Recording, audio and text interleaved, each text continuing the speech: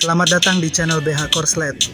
Jangan lupa subscribe agar channel ini bisa berkembang ke depannya. Dan jangan lupa tinggalkan jejak Anda di kolom komentar. Terima kasih guys.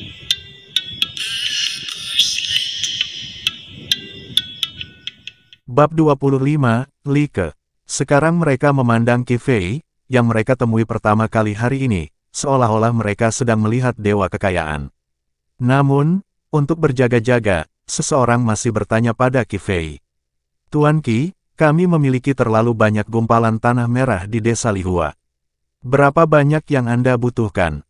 Dia juga takut jika mereka mengumpulkan terlalu banyak tanah dan Qi Fei tidak dapat menggunakannya, bukankah itu akan sia-sia? Tapi Qi Fei berkata padanya, teruslah menggali, aku akan mengambil sebanyak yang kau bisa.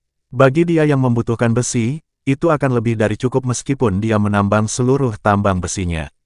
Ketika semua orang di desa Lihua mendengar Qi Fei mengatakan ini, mereka semua menatapnya dengan heran. Mereka benar-benar tidak dapat memikirkan apa yang ingin dilakukan Qi Fei dengan potongan-potongan tanah ini, tetapi Qi Fei sekarang adalah bos mereka. Mereka harus mendengarkan apapun yang dikatakan seperti biasa dan hanya bisa mengangguk dan tidak mengatakan apa-apa lagi. Qi Fei melirik ke langit dan merasa sudah waktunya. Setelah makan sederhana di desa Lihua, dia membawa Liu Xiaoer dan Liu Xiaoshan kembali ke desa Taohua. Dia harus pergi ke pemerintah keesokan harinya untuk melaporkan penggunaan gunung tandus ini, jadi tidak mungkin baginya untuk terus membuang-buang waktu di desa Lihua. Meskipun Qi Fei belum membayar gaji mereka baru saja melihat Qi Fei menghabiskan uang seperti air. Mereka juga sangat yakin bahwa Qi Fei tidak akan menunda gaji mereka, jadi semua orang kembali dengan bersemangat dan bersiap untuk beristirahat sedini mungkin. Karena keesokan paginya, mereka pergi menggali tanah merah yang dibutuhkan Qi Fei. Ketika Qi Fei hendak meninggalkan desa Lihua, seorang gadis tiba-tiba memanggilnya. Tuan Qi, mohon tunggu sebentar. Mendengar ini, Qi Fei menoleh karena terkejut. Dia adalah putri Li Qiang, dan dia masih belum tahu namanya. Tapi dia sangat cantik. Qi Fei tidak tahu kenapa dia tiba-tiba memanggilnya. Qi Fei bertanya padanya, Nona, apakah ada yang ingin Anda tanyakan kepada saya? Ketika gadis itu melihat Qi Fei, wajahnya langsung memerah, lalu dia menundukkan kepala dan berbicara dengan takut-takut, agak malu-malu. Sekarang sudah larut malam, mungkin hari sudah gelap saat Anda kembali, Tuan Qi. Demi keselamatan, bawalah lentera ini. Setelah mengatakan itu, gadis itu menyerahkan sebuah lentera kepada Qi Fei. Lentera sangat umum di keluarga kaya, tetapi bagi orang miskin. Dia bahkan tidak sanggup menyalakan lilin di rumah pada malam hari, jadi bagaimana mungkin dia bisa menyalakan lentera di jalan. Begitu Qi Fei melihat lentera lusuh itu, dia tahu bahwa itu pasti barang yang sangat berharga di keluarga mereka. Maka dia pun segera melambaikan tangannya dan berkata, bagaimana ini bisa begitu memalukan? Terima kasih atas kebaikanmu, Nona muda. Kami semua adalah pria dewasa dan kami cepat tanggap. Nona muda, tolong tarik kembali ucapanmu. Pada zaman dahulu, hal terpenting adalah menjauhkan pria dan wanita dari satu sama lain. Dikatakan bahwa pria dan wanita tidak boleh saling menyentuh. Sekarang, di hadapan banyak orang, dia memberikan lentera pertama kepada dirinya sendiri. Kalau aku terima, bukankah itu akan menodai kepolosan gadis itu? Tetapi gadis itu sama sekali tidak peduli dengan apa yang akan dikatakan penduduk desa tentang perilakunya. Sebaliknya, dengan wajahnya yang masih merah, dia dengan paksa memasukkan pegangan lentera itu ke tangan Qi Fei dan berkata, Tuan Qi, Anda harus menerimanya. Anda adalah dermawan desa Lihua kami. Lentera ini tidak ada apa-apanya. Setelah berkata demikian, gadis itu berpikir sejenak, lalu berbicara lembut kepada Qi Fei. Tuan Qi, nama saya Like. Terima kasih telah menyelamatkan saya di pasar kemarin. Mulai sekarang, Anda bisa memanggil saya Xiaoke. Like merasa Qi Fei selalu memanggilnya, Nona muda, yang kedengarannya terlalu aneh. Benar saja, Like benar-benar jatuh cinta pada Qi Fei. Qi Fei tidak hanya tampan, tetapi juga memiliki keluarga kaya dan telah menyelamatkannya sebelumnya. Yang disebut pahlawan menyelamatkan keindahan adalah hal yang paling menyentuh. Like yakin dengan kondisi Qi Fei, tidak akan ada kekurangan gadis yang menyukainya. Jadi Like ingin mengambil inisiatif untuk membuat kehadirannya terasa di depan Qi Fei. Penduduk desa sekitar desa Lihua melihat perilaku Like. Mereka semua menatap Li Ke sambil tersenyum penuh pengertian. Li Ke juga cukup populer di desa itu. Lagi pula, siapa yang tidak menyukai gadis cantik? Setelah semua orang mengetahui niat Li Ke, mereka melihat ke arah Qi Fei. Dia juga merasa bahwa Qi Fei adalah pasangan yang sangat cocok, tetapi dia tidak tahu apakah Qi Fei akan menyukainya. Liu Xiaoer dan Liu Xiaoshan berdiri di samping, menatap Qi Fei dengan sedikit masam. Mereka juga sangat menyukai Nona Li Ke, tetapi ketika Li Ke berbicara dengan Qi Fei tadi, dia bahkan tidak memandang mereka, dan jelaslah bahwa dia tidak menyukainya. Tapi sekali lagi, mereka tidak terlihat sebagus Qi Fei. Dan berdasarkan apa yang telah mereka lakukan sebelumnya, gadis baik manapun tidak akan tertarik pada mereka. Qi Fei melihat bahwa Li Ke begitu gigih, dan memang hari sudah mulai larut. Jadi saya memikirkannya dan memutuskan untuk tidak mempermalukan Li Ke. Qi Fei masih mengambil lentera dan berkata kepada Li Ke sambil tersenyum. Baiklah, kalau begitu saya akan menerimanya. Terima kasih, Nona Xiaoke. Kemarin itu hanya bantuan kecil. Nona Xiaoke, Anda tidak perlu menyimpannya dalam hati. Qi Fei terburu-buru untuk meneruskan perjalanannya, jadi dia tidak banyak bicara kepada Li Ke. Dia berbalik dan pergi bersama Liu Xiaoer dan Liu Xiaoshan. Ketika Li Qiang melihat Qi Fei membawa anak buahnya pergi, dia berjalan mendekat dan berkata kepada Li Ke. Ayah tahu perasaanmu, tapi Tuan Qi punya bakat yang langka, dia mungkin tidak tertarik padamu. Dalam keadaan normal, Li Qiang hanya akan menganggap gadisnya sebagai kesayangannya. Semua pemuda tidak layak untuk gadis itu, tetapi sekarang setelah bertemu Qi Fei. Sebaliknya, dia merasa bahwa gadisnya sendiri tidak layak untuk Qi Fei. Meski begitu, dia baru saja menatap Li Ke. Dia mengambil lentera paling berharga di keluarga mereka dan memberikannya kepada Qi Fei tanpa berkata apa-apa lagi. Jika dia bisa rukun dengan Qi Fei, dia tentu akan sangat senang melihatnya. Setelah mendengar apa yang dikatakan ayahnya, Li Ke merasa sedikit kecewa. Tentu saja dia tahu bahwa status keluarga mereka tidak layak bagi Qi Fei. Sekarang semua orang di keluarga mereka bekerja untuk Qi Fei, dan Qi Fei setara dengan bos keluarga mereka. Bagaimana mungkin dia pantas berada di mata Qi Fei? Itu hanya sesuatu yang dia pikirkan dalam benaknya. Hal itu jelas tidak bisa dikatakan dengan lantang, jadi Li Ke berkata kepada Li Qiang dengan wajah tersipu. Ayah, apa yang ayah bicarakan? Aku benar-benar khawatir Tuan Qi mungkin tidak dapat melihat jalan dengan jelas di jalan. Setelah berkata demikian, dia lari dengan wajah merah. Tidak seorang pun memperhatikan dua orang di sudut itu. Kedua pria itu mengikuti Qi Fei sepanjang jalan, hanya mengetahui bahwa Qi Fei membutuhkan gumpalan tanah merah. Namun mereka tidak tahu apa yang harus dilakukan secara spesifik. Salah satu dari mereka bertanya, Kakak, apakah kita akan memberitahu Tuan Tanah Kiao tentang hal ini sekarang? Pemilik rumah Kiao meminta mereka untuk mengikuti Qi Fei dan mencari tahu apa yang sedang dilakukan Qi Fei. Namun sekarang tampaknya kita sudah sedikit mengetahuinya, tetapi kita tidak tahu persis apa yang ingin Qi Fei lakukan. Bab 26, Desa Xinghua. Mereka belum tahu, jadi mereka agak ragu untuk melaporkannya. Lelaki yang dipanggil kakak itu memikirkannya dan merasakan hal itu berdasarkan apa yang telah dilakukan Tuan Tanah Kiao. Jika mereka menggunakan kata yang ambigu, mereka akan melaporkannya kepada Tuan Tanah Kiao. Pemilik rumah Kiao pasti tidak akan memaafkan mereka. Jadi dia berbicara. Jangan khawatir, mari kita tunggu sedikit lebih lama. Lagi pula, Tuan Tanah Kiao tidak memberi kita batas waktu. Ketika kita mengetahui apa yang akan dilakukan Qi Fei, kita akan melapor kepada Tuan Tanah Kiao. Tetapi yang tidak mereka ketahui ialah apakah mereka menemukan jawabannya dan kemudian memberitahukannya kepada Tuan Tanah Kiao. Saat itu sudah terlambat dan mereka berdua pun cocok dan memutuskan untuk tidak memberitahu Tuan Tanah Kiao untuk sementara waktu. Qi Fei tetap memegang lentera dalam perjalanan pulang, meskipun Liu Xiaoer dan Liu Xiaoshan terus menatapnya sepanjang jalan. Namun dia tampak tenang. Dia tidak memiliki ekspresi puas diri seperti yang disukai Li Ke.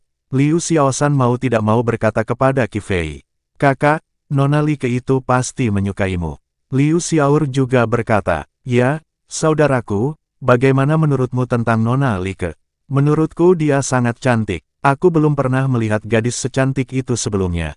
Namun pada kenyataannya, Qi Fei tidak memiliki terlalu banyak gejolak di dalam hatinya, dia juga tahu bahwa Li Ke menyukainya.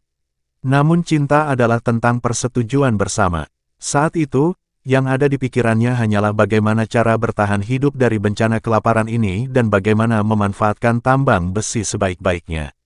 Oleh karena itu, saya tidak terlalu memperhatikan masalah percintaan di antara anak muda.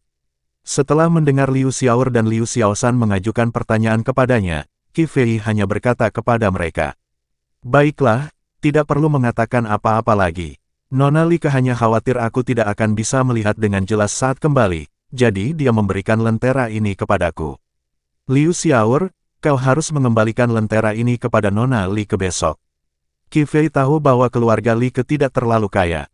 Lentera ini sudah menjadi barang yang sangat berharga bagi orang-orang miskin. Dan dia tidak kekurangan uang sekarang, jadi dia pasti tidak akan memanfaatkan ini. Setelah Liu Xiaoer mendengar pengaturan Qi Fei untuknya, dia langsung mengangguk. Qi Fei sekarang adalah kakak laki-laki mereka, jadi tentu saja dialah yang memegang keputusan akhir. Tepat ketika Liu Xiaoshan ingin mengatakan sesuatu lainnya, Qi Fei memberinya 20 tael perak, yang merupakan uang kembalian yang diberikan kepala desa Li kepadanya saat mereka berada di desa Lihua hari ini. Ketika Liu Xiaoshan melihat 20 tael perak, dia menatap Qi Fei dengan heran. Dia tidak tahu apa maksud Qi Fei.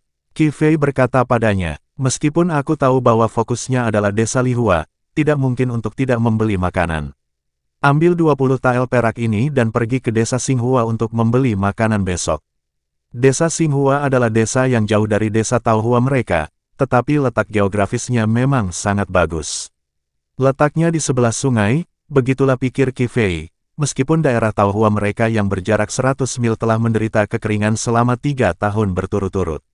Akan tetapi, karena desa Xinghua dekat dengan sungai, kemungkinan besar desa tersebut tidak terlalu terpengaruh oleh kekeringan. Jika Anda pergi langsung ke desa untuk membeli makanan, harganya pasti jauh lebih murah daripada di Kabupaten Taohua. Bukannya dia benar-benar bodoh. Dia tahu akan ada kekeringan tetapi dia tidak siap menghadapinya. Jadi dia mengeluarkan 20 tael perak dan meminta Liu Xiaoshan pergi ke desa untuk membeli gandum. Dia akan membeli sebanyak yang dia bisa. Fokusnya sekarang sudah pasti pada biji besi. Setelah mendengar apa yang dikatakan Qi Fei, Liu Xiaoshan menghela napas lega dan berkata kepada Qi Fei, "Saudaraku, aku tahu kamu sudah merencanakannya. Kami khawatir sebelumnya, jika kamu tidak membeli makanan, bagaimana kamu bisa bertahan hidup di masa paceklik ini?" Meskipun Qi Fei punya penjelasan sendiri terkait pembelian tanah di desa Lihua, mustahil tanah itu bisa menghasilkan makanan begitu saja. Orang-orang tetap harus makan. Harga gandum di daerah Taohua melonjak dari hari ke hari. Mereka juga sangat khawatir bahwa meskipun mereka punya uang, mereka mungkin tidak akan mampu membeli makanan. Setelah 2 hari pengamatan, Qi Fei merasa lebih yakin tentang kedua gangster ini. Mereka hanya sangat bernafsu. Meskipun dia pernah melakukan beberapa hal buruk sebelumnya, setidaknya sekarang dia diizinkan untuk membeli makanan. Qi Fei yakin bahwa Liu Laoshan tidak memiliki keberanian untuk menggelapkan 20 tael perak. Bagaimanapun, Liu Xiaoer masih berada di tangannya, itulah sebabnya Qi Fei ingin memisahkan mereka. Setelah mendengar pengaturan Qi Fei, Liu Xiaoer tiba-tiba menyadari apa yang sedang terjadi. "Ya, bagaimana mungkin aku bisa melupakan desa Xinghua? Meskipun desa Xinghua jauh dari kita, mereka dekat dengan sungai. Bahkan jika Kabupaten Taohua kita telah mengalami kekeringan sejauh 100 mil, mereka pasti tidak akan kekurangan air. Saat ini, setiap rumah tangga memiliki sejumlah makanan cadangan. Jika Anda pergi langsung ke desa untuk membeli gandum, Anda pasti dapat membelinya, dan harganya akan jauh lebih murah daripada di Kabupaten Taohua." Setelah Liu Xiaoer bereaksi, dia memandang Qi Fei dengan kagum. Dia tahu bahwa mengikuti Qi Fei pasti merupakan hal yang benar untuk dilakukan karena Qi Fei jauh lebih pintar dari mereka. Mereka khawatir tentang melonjaknya harga pangan di Kabupaten Taohua dan apa yang akan mereka lakukan jika mereka tidak mampu membeli pangan. Tapi Qi Fei menunjukkan mereka jalan ke depan yang jelas. Qi Fei tidak pernah berpikir untuk pergi ke Kabupaten Taohua dan bersaing dengan orang-orang itu untuk mendapatkan makanan. Makanan terbatas, tetapi keinginan manusia tidak terbatas. Pada saat kritis ini, setiap orang kaya pasti ingin menimbun makanan secara panik. Sekalipun Kabupaten Taohua memiliki lebih banyak makanan, itu tidak akan cukup bagi mereka untuk membeli. Setelah Qi Fei mengatur segalanya untuk mereka, dia sudah tiba di desa Taohua. Baiklah, besok kau lakukan saja apa yang kukatakan. Liu Laosan, yang harus kau lakukan adalah hal yang paling penting. Cobalah untuk membeli makanan sebanyak mungkin dengan 20 tael perak ini. Populasi di pihak Qi Fei sedikit. Hanya ada 4 orang dalam keluarga itu, termasuk mereka berdua dan Liu Laur serta Liu Laosan. Jadi permintaan terhadap makanan tidak terlalu besar saat ini. Qi Fei telah menghabiskan 80 tael di tanah yang dibelinya hari ini. Sekarang dia mengeluarkan 20 tael perak lagi dan meminta Liu Laosan untuk membeli gandum, yang berarti sekarang dia hanya memiliki 50 tael perak di tangannya. Saya juga perlu membeli beberapa peralatan pembuatan besi dan mempekerjakan lebih dari 100 orang. Jadi jumlah uang di tangannya berangsur-angsur berkurang. Prioritas utama Qi Fei sekarang adalah menghasilkan uang seperti orang gila. Kalau tidak, tanah yang saya beli hari ini akan menjadi bahan tertawaan. Mendengar ini, Liu Laosan berbicara dengan serius. Jangan khawatir, saudaraku. Aku pasti akan menyelesaikannya. Setelah kembali ke rumah, Lin Niang mengeluarkan bubur yang telah disiapkan. Qi Fei melihat bubur yang semakin hari semakin encer, dan dia tahu bahwa pasti tidak ada nasi tersisa di rumah. Lin Niang juga menghela nafas dan berkata saat ini, Fei, keluarga kita sekarang memiliki semakin sedikit makanan. Itu hanya bisa bertahan selama 3 hari. Jika kita tidak membeli lebih banyak makanan, kita akan benar-benar kelaparan. Bab 27, Membeli Makanan. Meskipun dia punya sejumlah uang, dia harus pergi ke kepala desa hari ini untuk membicarakan renovasi rumahnya. Jadi tidak ada waktu untuk pergi ke Kabupaten Taohua untuk membeli makanan. Qi Fei juga tahu betapa seriusnya situasi ini, jadi dia menghibur Lin Niang. Bu, saya tahu tentang masalah ini. Saya telah meminta Liu Xiaoshan untuk pergi ke desa Xinghua untuk membeli makanan. Makanan di desa Xinghua seharusnya jauh lebih murah daripada di Kabupaten Taohua. Ketika Lin Niang mendengar apa yang dikatakan Qi Fei, dia tiba-tiba bereaksi.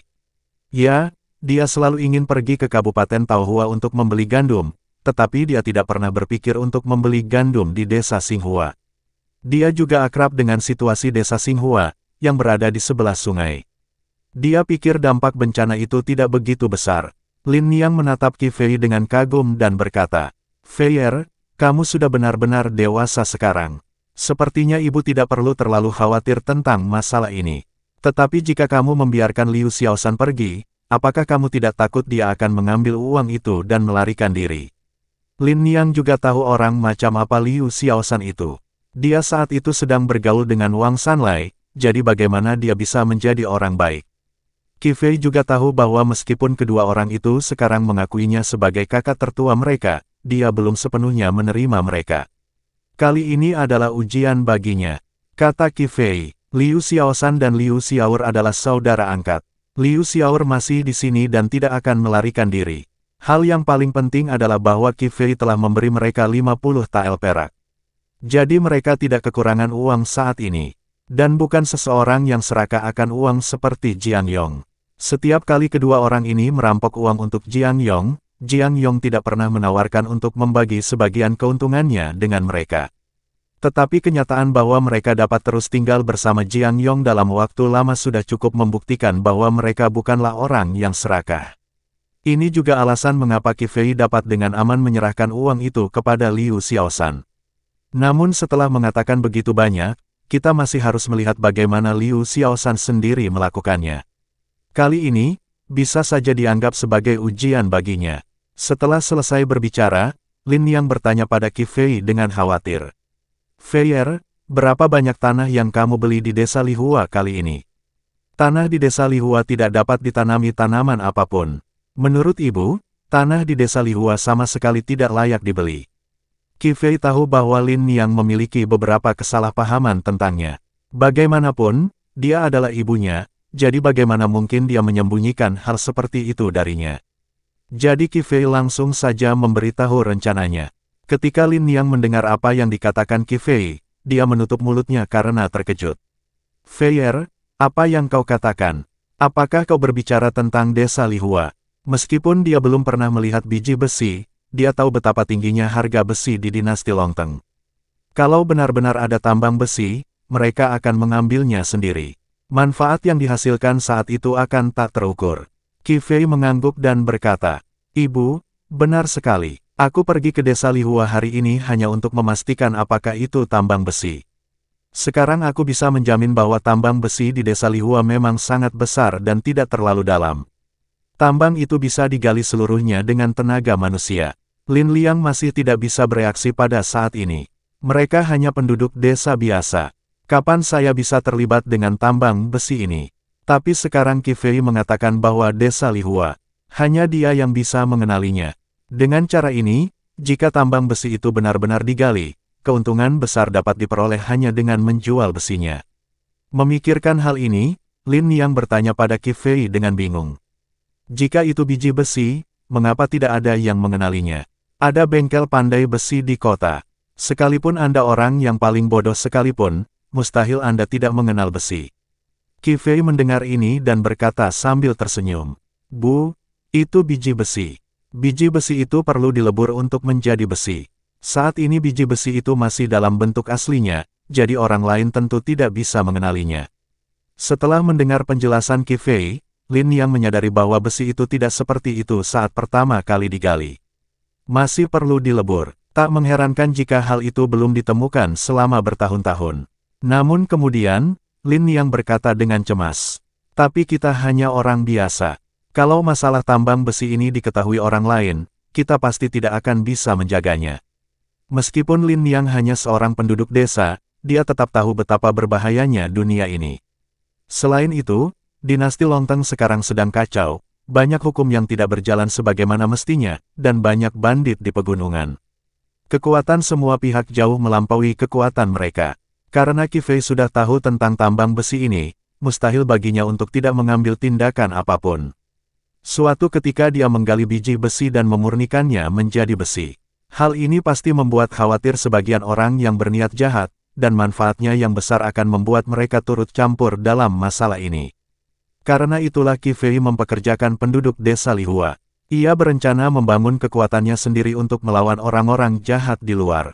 Jadi Qi Fei berkata pada Lin Liang, "Bu, aku tahu semua hal ini, jadi fokusku sekarang adalah pada tambang besi di desa Lihua dan penduduk desa itu." Di era manapun, peran sumber daya manusia sangatlah diperlukan. Qi Fei tidak berniat mengambil alih seluruh tambang besi untuk dirinya sendiri. Selama ada orang di desa Lihua yang mau bekerja untuknya, dia pasti akan memberi imbalan kepada bawahannya berupa keuntungan yang banyak dari hasil tambang biji besi tersebut. Kirim saja uangnya, tapi itu semua untuk nanti. Yang paling penting sekarang adalah memurnikan besinya. Gumpalan tanah merah itu sendiri tidak ada gunanya sama sekali. Lin Liang mendengarkan pembicaraan Qi Fei yang jelas dan logis, banyak di antaranya adalah istilah yang tidak dia mengerti. Dia tahu bahwa Qi Fei pasti sangat terampil dalam masalah ini, jadi dia tidak perlu mengkhawatirkannya. Tapi Lin Liang mengingatkan Qi Fei, bahkan jika Anda mempekerjakan orang-orang dari desa Lihua, mereka tetaplah orang luar. Penduduk desa Taohua sekarang kelaparan. Jika Anda memiliki kemampuan tambahan, saya ingin meminta Anda untuk mengurus desa Anda sendiri. Dia juga telah tinggal di desa Taohua selama bertahun-tahun dan telah mengembangkan perasaan terhadap desa tersebut. Selain itu, klan masih sangat penting di zaman kuno, dan mereka di desa Lihua adalah orang luar apapun yang terjadi. Bagaimana kita bisa mengabaikan keluarga kita sendiri dan mencari keuntungan bagi orang luar? Tentu saja Qi Fei juga tahu tentang masalah ini. Mendengar ini, dia mengangguk dan berkata kepada Lin Liang, "Saya tahu itu. Setelah penduduk desa Taohua merenovasi rumah kita, saya akan bertanya apakah mereka bersedia bekerja untuk saya. Karena makanan yang ditanam di tanah desa Taohua mampu memenuhi kebutuhan mereka saat ini. Oleh karena itu, situasi di desa Taohua tidak sepenting situasi di desa Lihua." Bersambung ke bab selanjutnya.